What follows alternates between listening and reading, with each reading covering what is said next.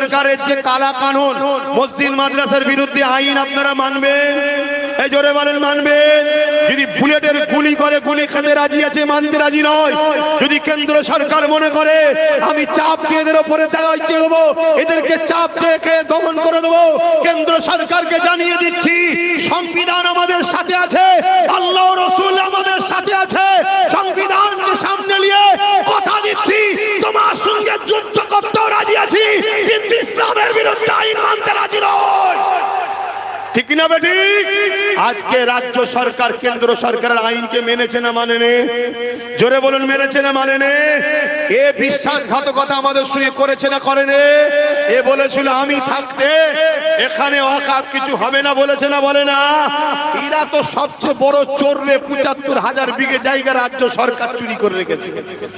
এত বড় কথা বলে যাচ্ছে, দম থেকে আমার বিরুদ্ধে মামলা করুন। শুনছেন না শোনেন? তাহলে আজকে বলুন কেন্দ্র সরকার আইন মেনেছে না মানেনি?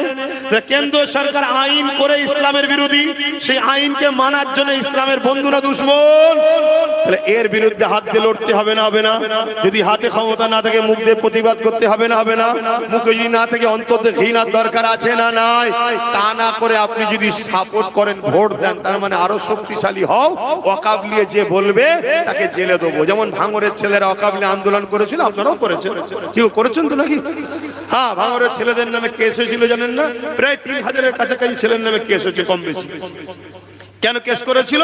ওরা ওয়াকফ নিয়ে বলেছিল। কে কেস করেছে? রাজ্য শাসক। কিসের জোরে? রাজ ক্ষমতার জোরে। কি করে রাজ ক্ষমতা হয়? ভোট যখন দেওয়া হয়। তাহলে আমরা যদি এরকম মুসলিম বিদ্বেষী, ইসলাম বিদ্বেষী, কোরআন বিদ্বেষী, মসজিদ মাদ্রাসা বিদ্বেষীকে ভোট দিই, এই আমাদের ঈমান থাকবে? তো এই কথাটা জাতিকে জানানো দরকার আছে না নাই? বিগত দিন কেউ বলেছিল মাদ্রাসায় জঙ্গি তৈরি হয়, আমরা তার পাশ থেকে সরে গেছি না যাইনি? সে তার ভুলটা স্বীকার করেছে না করেনি?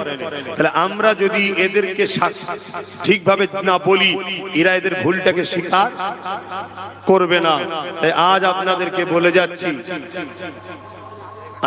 মুরব্বি বলেছে সাথ দে, তখন ভালো ছিল সাথ দিতে বলেছে, এখন তো ২ নম্বর শয়তান হয়ে গেছে, আর সাথ দিয়ে যাবে? তা সেই পুরাতন কথা এখন তো চালালে হবে না। কথা মাথায় ঢুকছে না, ঢোকে না? তাহলে আমার মসজিদের যে দুশ্মন সে আমাদের বন্ধু না দুশ্মন? আমার মাদ্রাসার যে দুশ্মন সে বন্ধু না দুশ্মন? হাত তুলে বলো কারা মসজিদ মাদ্রাসার দুশ্মনকে দুশ্মন বলে মানো? আল্লাহকে সাক্ষী রেখে হাত তোলো যে মসজিদের দুশ্মন আমাদের দুশ্মন তো, যে মাদ্রাসার দুশ্মন আমাদের দুশ্মন তো, যে কবরস্থান খানকার দুশ্মন আমাদের দুশ্মন তো, যে বলবে আইন তৈরি করে